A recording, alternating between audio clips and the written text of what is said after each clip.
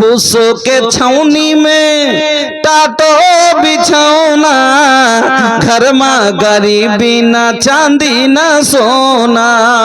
अरे भुखवा से बांधिलन सकम पे पथरिया, तरस गइल दर्शन के हमरी नजरिया, बरस गइल अखियन से गम के बदरिया। कब हो न देखनी नबीजिर सुरतिया, भावे न कोनो मोहे मुरतिया। अरे गुजर गइल दुखवा में सारी उमरिया, अरे गुजर गइल दुखवा में नबी के सारी उमरिया। तरस गइल दर्शन के हमरी नजरिया, बरस गइल अखियन से गम के बदरिया। निंदिया ना आबे तोहरे करनवा, जियरा ना लागे तड़पेला मनवा, जियरा ना लागे तड़पेला मनवा। अरे जल भी ना तड़पेला जैसे मछरिया, जल भी ना तड़पेला जैसे मछरिया। तरस गइल दर्शन के हमरी नजरिया, बरस गइल अखियन से गम के बदरिया। एसबीआई ব্যাংকের কথা, আর ই বুঝেছে বাড়ির কোলহা ব্যাংকের কথা। ও বুঝেছে বাড়ির কোলহা ব্যাংকের কথা। কইছে হারো কইছে তাহলে কিছু টাকা আছে, কইছে তাহলে হামু ব্যাংকে দিয়ে দিব, কেনে আমি এমনি ফেলে থব। ই তখন করেছে কি ওই কোনার ব্যাংকটাকে, কোনাতে একটা ক্যাটক্যাট করে ব্যাংকগুলো বসে থাকে, দিয়েছে টাকা কোটা দিয়ে ঢেকে তুই দিয়েছে। কিছুদিন বাদ দেখছে সালা টাকাই বাড়ে না। তুমি আরেকদিন কইছে যে হার, কইছে হাঁটি তুই কোন ব্যাংকে দিয়েছিস যে তোর টাকা বাড়ছে? আর কইছে হাত টাকা কেনে বাড়ে না? কইছে কেনে তুই কোন ব্যাংকে দিয়েছিস? কে 3 বছর হয়েছে। কইছে 1 টাকাও বাড়েনি, চল তো দেখবো। কইছে আই তোকে দেখাচ্ছি। কোনতে লিজে দেখাইছে বাড়তে। তো এই কিছু গেলাম মাইল একটু 1.5 হেটাপে থাকে, এ লেগে একটু শুনে আর একটুর বাতরা দিবে, ফতুয়া দিতে শুরু করবে। একটা বেটি ছেলে গেছে পড়িতে, তো ওকে মাওলানা সাহেব দুয়া শিখালছে, আল্লাহ মিন নাউযুবিকা মিন জিকির দুনিয়া ওয়া জিকির ইয়াউমাল কিয়ামা। ওকে দুয়া শিখালছে যে তো বাড়ি যে খুব দৌড়াইছে, মাকতাবে দুয়া গেলা শিখাই না, মাকতাবে মুলি সব শিখাই দুয়া গেলা। তো মিন জিকির দুনিয়া ওয়া জিকির ইয়াউমাল কিয়ামা। তো বাড়ি গেছে যে করে ভুলে গেছে, খালি কইছে জিকির জিকির দুনিয়া ইয়াউমাল কিয়ামা, জিকির জিকির দুনিয়া ইয়াউমাল কিয়ামা। মানে আল্লাহ মিন নাউযুবিকা মিন জিকির দুনিয়া এভাবে গোটাই কইতে আর পারে না, খালি কইছে যে জিকির জিকির দুনিয়া ইয়াউমাল কিয়ামা। তোর ভানি কইছে হাঁটে কোন এটা কিসের দুয়া এত মন দিয়ে দৌড়াচ্ছিস? দুয়াটার মানে কি? কইছে কেনে গে ভানি বুঝতে পারলি না? হ্যাঁ, জিকির জিকির দুনিয়া ইয়াউমাল কিয়ামা, জিকির দুনিয়া সে থেকে যাবে, কিয়ামত হয়ে যাবে। যেটা দুনিয়া সে থেকে যাবে, কিয়ামত হিজবে। তোকে ফতোয়া দিতে ফাইট করেছে, তার জমা জানিস না তো ফাইট করেছে কেউ কইতে নাকি? কাজ আমি জানি না, মুলি সাহেব শিখালছে যে এই দুয়াটা ইয়াদ করে আসিস। তো ও শুরু করে দিয়েছে নিজে উনি ফতোয়া দিতে। তো ওরকমই একটু ভাঙ্গা চিরে কথা বলতে হবে। তো আল্লাহ রাসূল বললেন লা ইয়াহিল্লু লিল মারাতে, মায়া লোকের জন্য হালাল নয় আনতা সুমা, কেউ রোজা রাখবে। কোন রোজা রাখা হালাল নয়? নাফল রোজা, ফরজ রোজা।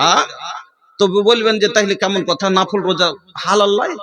আরে বাবা, নাফল রোজা রাখা সওয়াবের কাজ, কিন্তু হালাল কখন লয়? তার স্বামী মওজুদ আছে, তার স্বামী মওজুদ আছে, প্রেজেন্ট আছে। আর বিনা অনুমতি নিয়ে যদি ও রোজা রাখে, স্বামীর কাছে অনুমতি লেইনি, নিজের মনে ও রোজা ধরেছে, তোমার জন্য এই রোজা রাখা হালাল লয়, জায়েজ লয়। স্বামীর অনুমতি নিয়ে ওকে রোজা রাখতে হবে। ফরজ রোজা, এই যে রমজানের রোজা আমরা করলাম, এই রোজাতে কাউরির অনুমতি প্রয়োজন নাই। কেন? এটা আল্লাহর ফরজ, আল্লাহর আদেশের উপরে কাউরির আদেশ চলবে না। তো নাফল রোজা যদি কোনো মহিলা করতে চায়, এই যে শাওয়াল মাস, এটা এখন কোন মাস চলছে? শাওয়াল মাস। এই মাসে 6টা রোজা আছে না নাই? নাফল রোজা আছে না নাই? 6টা। তো এই 6টা রোজা এখন আমার স্ত্রী যদি করতে চাই, আমি বাড়িতে আছি, এইরকম একটা যুবক ছেলে বাড়িতে আছে আর ওর স্ত্রী আছে, যদি ওর স্ত্রী বলে যে আমি করব, তোকে স্বামীর অনুমতি নিতে হবে। যে আমি রোজা 6টা রাখতে চাচ্ছি, রাখবো জি? যদি এরা বলে যে হ্যাঁ রাখো, তাহলে রাখতে পারে, যদি অনুমতি না দেয় তো রাখতে পারে না। তো বুঝতে পারলেন, তো রোজা রাখাটা হলো নেকির কাজ নাকি? রোজা রাখাটা হলো সওয়াবের কাজ। তারপরও যদি স্বামীর অনুমতি নিতে হয়, তাহলে আদার্স কাজে অনুমতি প্রয়োজন আছে না নাই? সব জিনিসে অনুমতি নিতে হবে। তো 3 নম্বর হলো কি? 3 নম্বর স্বামীর হক হলো যে স্বামীর কাছে তার অনুমতি নিতে হবে। 4 নম্বর, স্বামীর মাল নিজের মনে বউ খরচ করতে পাবে না। স্বামীর মাল আমি ইনকাম করে টাকা কাকে দিই? বউকে দিই। আপনারা দেন কি দেন না জানি না, কিন্তু আমরা তো দিনমান খেটে গেলাম, আর যাওয়ার পরে সন্ধ্যাতে যার বউর হাতে টাকাটা দিলাম, ও তখন এটিএম বাড়ির, তখন ও জমা করে রাখে নাকি? জমা করে রাখে। তো এবার আমি ওকে দিলাম, ও নিজের মনে মনে এটা কিনে নিচ্ছে, ওটা কিনে নিচ্ছে, এইখানে খরচ করে দিচ্ছে, ওখানে খরচ করে দিচ্ছে। মা বোন যারা করেন এরকম দালালি, শুনেলেন, স্বামীর অনুমতি ছাড়া একটা মহিলা 10টা টাকাও খরচ করতে পাবে না। 10টা টাকাও তার স্বামীর মাল খরচ করতে পাবে না। কিন্তু অনুমতি, হ্যাঁ বাড়ির বলবেন তাহলে লবণ নাই, তাহলে নিতে পাবো না? এটা তো আর দায়িত্ব আছে, এটা লয়। হ্যাঁ, বাড়ির যেগুলো দায়িত্ব, সেই জিনিসগুলো, প্রয়োজনীয় জিনিস যেগুলো, ওগুলো তো আছে। বাকি এমনি যদি বলে যে আমি এটা ওখানে খরচা করব, তো স্বামীর মাল নিজের মনে 1 টাকাও খরচ করতে পারে না। দলিল, আল্লাহর নবী বলছেন, লা তুনফিকুল মারাতু শাইআন মিন বাইতি যাওজিহা ইল্লা বিইذن যাওজিহা। ইলা ইয়া রাসূলুল্লাহ ওয়ালা তুআম ক্বালা যাকা আফজালু আমওয়ালিনা। আল্লাহর নবী বললেন, কোন মহিলা তার স্বামীর মাল নিজের মনে খরচ করতে পারে না।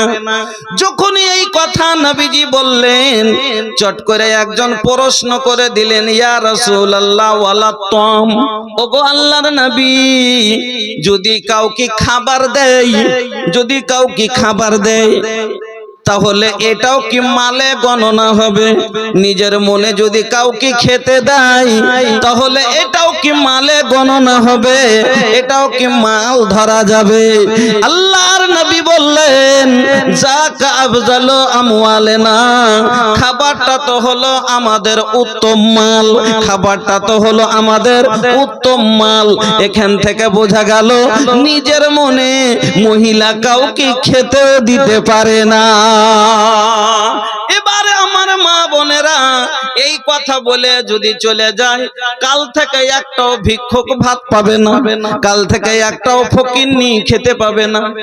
এই কথা যদি সিধা ভাষায় তর্জমা করে দিয়ে চলে যায় যে কাউকে খাবারও দিতে পারে না, তো এই তাইলে কাল যদি ফকির এসে খালি জিগির জিগির করে কয় যে মা 2টা খাই দেগে মাকে, হ্যাঁ দিচ্ছি, মুলবি পূর্ণের মুলবি চলো কহে গেছে পুরুষ বাড়তে নাই, ফোন আর মোবাইলও লইয়া যায়নি, ফোন করবো তো তোকে আমি নিজের মনে খাই দিতে পারবো না।